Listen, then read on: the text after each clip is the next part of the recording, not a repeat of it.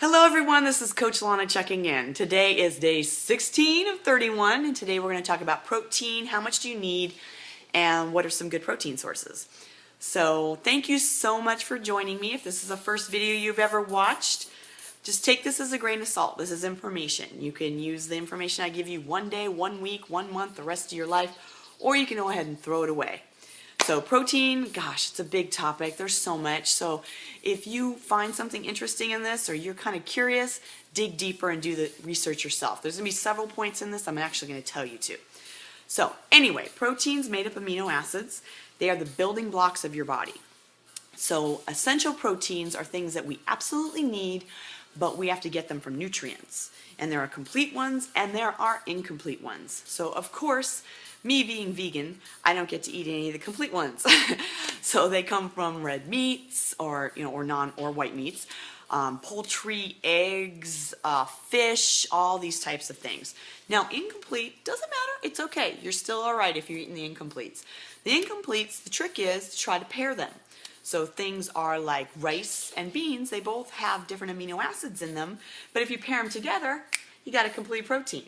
So, and one of the ways that I make sure that I get at least one serving of complete protein a day is I drink vegan Shakeology. It is a complete protein. One glass has 16 grams of protein, and boom, I know I'm taken care of there. Let's see, let's move on. I'm always going to check my notes every now and then, make sure I'm on track. So, okay, you can calculate your protein needs, and you kind of want to give yourself an idea, because honestly, sedentary Americans, most sedentary Americans have 50% too much protein. I almost said that backwards. Sedentary Americans, most sedentary Americans eat 50% too much protein. So they're eating too much protein, which leads to diabetes and all kinds of problems. High cholesterol, depending on what the sources are. So let's figure out, how can I calculate my protein needs? I have shown you 3 different methods below, and I'm not going to try to go through it on the video. Math on a video, not a good idea. But different ways is you can use calories, activity level. Some of it uses age, and you just decide what works for you. There's some links below that lead you through calculations, so you don't have to do them yourself, and that's kind of a good way. But what you do is you find out what your daily calories is. You decide how much protein you think you need. That's what you're going to have to play with. It's usually 15 to 30%, depending on your activity level. So I showed an example calculation before. It was a 2,000 calorie diet, 20% protein, and what it all came out into the wash, let's see, make sure I got it, was 100 grams of protein a day. Wow, 100 grams, that sounds like a lot, right? Okay, let me get down on my notes. And it's really not that hard. If you think about splitting it up between 3 major meals in the day, 2 or 3 snacks during the day, because you want a little bit of protein, fat, and carbs in every single meal. So now we're just talking about protein. We'll hit carbs and fats in another video. So let's see, let's talk about good protein sources, right? Because you need to make sure you balance everything out. Now you're calculating how many grams you need. Now here's something, sometimes athletes or people who want to get really big and bulky think like, I need to increase it significantly. A lot of people will try to put 2 times as much protein. You really don't need that much. Your muscles can only absorb so much, and your muscles need carbohydrates to actually transfer the protein in. So if you increase your protein too far up and don't increase your carbs, you're not going to have the ability to even absorb that protein. And we'll talk about ratios for pre-workout, during workout, and post-workout meals in another video. So make sure you're subscribing or you stay tuned.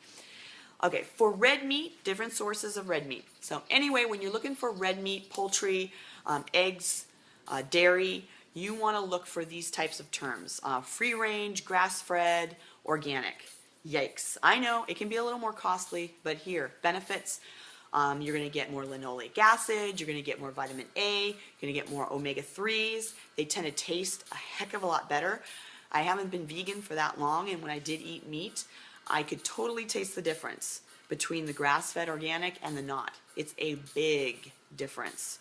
If you've ever watched King of the Hill, watch the episode where he pretty much adopts a cow because he loves meat so much.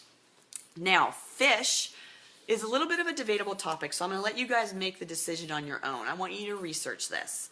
Okay, some people say you should do fresh caught. Some people say you should do farm raised. So here's a teeny tiny bit on each one. Fresh caught, you have environmental impact. You also have possible PCBs, which is a pesticide buildup in the fat, and mercury. Okay, so should I eat that or not? Then you've got farm raised, which also can have environmental issues. And then you also have the dilemma, are they feeding them antibiotics? Are they giving them, size, things to make them bigger? What are they putting in the fish? But in general, I'll just tell you that there's usually a blanket statement of fresh caught. So fresh caught fresh water or ocean fresh caught. They usually say it's more nutritious for you. So I'm going to let you guys figure that out for yourself because I'm really on the fence when it comes to that. And I'm vegan right now, so it doesn't really matter. But I was thinking about being pescatarian if I could ever figure this out. All right, let's talk about non-meat protein sources. Right up my alley. We touched on soy in another video, so I'm not going to debate soy with you. But if you're going to look for soy sources, some of the really good ones are the fermented ones, miso, tempeh, natto. Then if you're looking at tofu, just make sure it's not highly processed. Choose organic, non-GMO, non-genetically modified. And then, what am I missing? Oh yeah, soy milk. Make sure it doesn't say soy protein. Sounds weird that it shouldn't say that, but it should say fresh whole soybean. And it doesn't say soy isolate. No soy protein or soy isolate. Make sure it says full soy. And if there's any weird chemicals on there, just look them up. Some of them are necessary and they're not so bad for you. Just look them up. Let's see, soy, blah, blah, blah. Okay, as far as vegetables are concerned, whoa, you're going to be very surprised at how much protein you can get from vegetables. 1 cup of cooked spinach has 7 grams of protein. That's pretty significant. It's 1 cup. A cup of cooked spinach is not that much when you're eating spinach. And then you mix it with a lot of other things, you got a pretty high protein meal. Research proteins in vegetables so that you can get an idea of some of the other proteins in there. So that's another one, right? Some great protein sources are quinoa, lentils, beans, hemp, and there's so many more. So many more. But those are some of my favorites. I eat hemp every day. Every day. And also flax. I almost forgot about flax. Flax, amazing. Has high omega-3s. It's just great. Hemp and flax are like superfoods. What I challenge you to do is to get an approximate guess on how much protein you should be consuming each day. So use whatever calculation you want, and then hopefully you kept your food journal and at least did 1 day of measurements, or you are going to keep a food journal and keep at least 1 day of measurements so you can get an idea of where are you.